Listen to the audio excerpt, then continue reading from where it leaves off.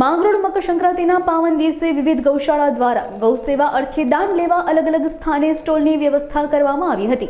તેમજ ગોપાલ કૃષ્ણ ગૌશાળા દ્વારા એક સાથે ₹1.25 લાખ જેટલી રકમ ભેગી થતા ગ્રુપ દ્વારા સન્માન કરવામાં આવ્યું હતું। આ દરમિયાન ગોપાલ કૃષ્ણ ગૌશાળા, પાંજરાપોર ગૌશાળા અને ગૌરક્ષા સેનાના ગૌરક્ષકો દ્વારા બીમાર ગાયોને સારવાર, ચારા અર્થે ગૌદાન લેવા સ્ટોલ લગાવાયા હતા।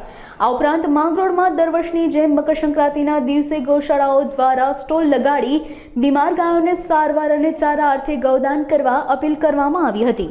નમસ્કાર, આજે મકર સંક્રાંતિની આપ સૌને હાર્દિક શુભકામના। અમે આ ગાયોના લીલા ચારા માટે જે સ્ટોલનું શરૂઆત કરી છે એ અમે વર્ષોથી કરીએ છીએ અને આ ફંડ એકત્ર થાય છે એ માંગરોળ પાંજરાપોળમાં ગાયોની સેવા પાછળ લાડવા તથા બીમાર ગાયોની સેવા માટે વાપરીએ છીએ।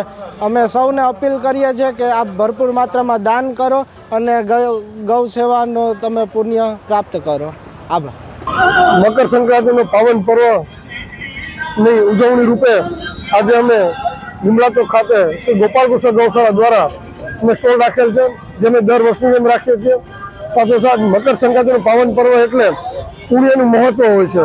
આજે જીવદયા અને ગાયો માટે દાન પુણ્ય કરી અને પુણ્ય લેવાનું એક ભાથું મળે છે આજના દિવસે।